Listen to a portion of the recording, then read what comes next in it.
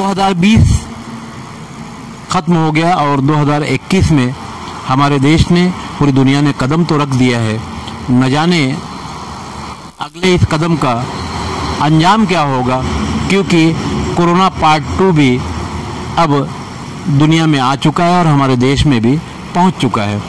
Corona के नाम की जो बीमारी थी, अभी हम पूरी तरह से उससे निपट भी नहीं पाए, उसकी वैक्सीन भी नहीं आई और कोरोना पार्ट 2 यानी दूसरा कोरोना आ चुका है और जिसके मरीज हमारे देश में मिलने भी लगे हैं।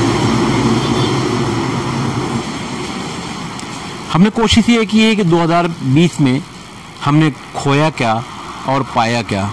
मेरे हिसाब से देखेंगे तो अगर हम अपने देश की बात करें तो हमने खोया ज़्यादा है, क्योंकि कोरोना के कारण छोटी कंपनियां तो दूर की बात है, बड़ी कंपनियां तक बंद हो गई और कई लाख लोग जो रोजगार से थे वो बेरोजगार हो गए और जिन्हें रोजगार नहीं मिला था वो और बर्बाद हो गए। देखा जाए तो 2020 में कोरोना के बाद पुलिस ने डंडे भी बजाए, भूखे पेट लोग मार भी खाए, मगर कोरोना की जो कहानी है चलती रही। अब तो ऐसा लगता है कि कोरोना की आड़ लेकर हमारी सरकार या हमारे आसपास के जो दूसरे मुल्क हैं, दूसरी कंट्री जो है, वो लोग भी कोरोना की आड़ में अपना अलग ही काम कर रहे हैं। हालांकि अगर सरकार की बात करेंगे तो भारतीय जनता पार्टी की सरकार हमारे देश में है और कोरोना के बीच शाहीन बाग को भी ख़त्म किया गया तो कोरोना के सहारे से ही ख़त्म किया गया। दिल्ली का दंगा हुआ तो भी कोरोना ही था और ख़ास बात यह है कि भूखे मरने वालों की तादाद ज़्यादा रही और एसी के अंदर बैठने वालों को भी कोरोना हुआ। आमतौर से देखने में आया कि कहीं फुटपाथ पर या ब्रिज के नीचे सोने वाले जो मजदूर थे उन्हें कोरोना नहीं हुआ, जो इसी रास्ते से चलकर अपने गांव को गए उन्हें भी कोरोना नहीं हुआ।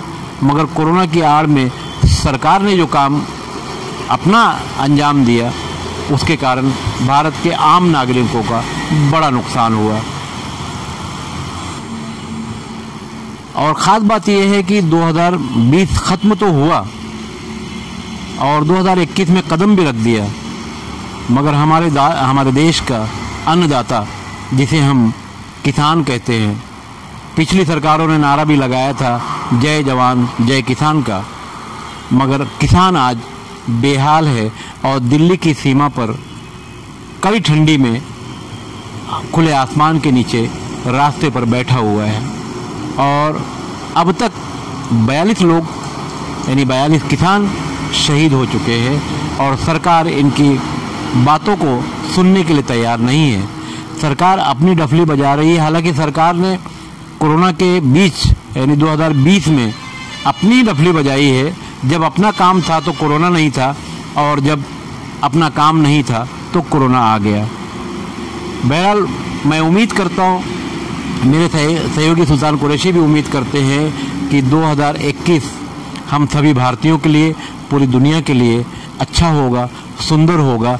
मगर कोरोना पार्ट 2 जो आ गया है यानी कोरोना दूसरा जो आ गया है, इसका खतरा बढ़ जाने की वजह से ऐसा लगता है कि 2021 खतरनाक हो सकता है, क्योंकि अभी तक तो हमारे पास कोरोना जो पहले था उसकी ही वैक्सीन नहीं आ पाई है, मगर दूसरा कोरोना भी आ गया है। तो क्या अब कोरोना का ही मामला चलेगा तो लोगों की रोजी रोटी का क्या होगा? किसान रास्ते पर बैठा हुआ है, सरकार बात करने को तैयार नहीं है। अरविंद केजरीवाल ने भी किसानों का समर्थन कर दिया। देश के वकील, रिटायर फौजी, इस तरह के लोग किसानों का समर्थन कर रहे हैं। तो सरकार को क्या दिक्कत है किसानों का समर्थन ना करने की? सरकार इन्हीं किसानों के जरिए बनती है, इन्हीं किसानों के बेटों के जरिए हमारे देश की सीमा की सुरक्षा भी होती है। किसी मंत्री का बेटा संतरी नहीं होता, किसी मंत्री का बेटा सरहद पर सीमा की हिफाजत नहीं करता। इन्हीं किसानों के बीच से उठकर लोग आगे बढ़ते हैं, मगर आज इसी अन्नदाता की सरकार नहीं सुन रही है। उम्मीद है कि 2021 में सरकार इन किसानों की ज़रूर सुनेगी और उद्योगपतियों को पीछे हटाएगी, मगर ऐसी उम्मीद बहुत कम है। मैं सुल्तान कुरैशी के साथ खान फखर आलम। अगर आपने हमारा चैनल अभी तक सब्सक्राइब नहीं किया है तो यूट्यूब पर जाकर भारत शक्ति समाचार सब्सक्राइब करें, शेयर करें, कमेंट करें। धन्यवाद।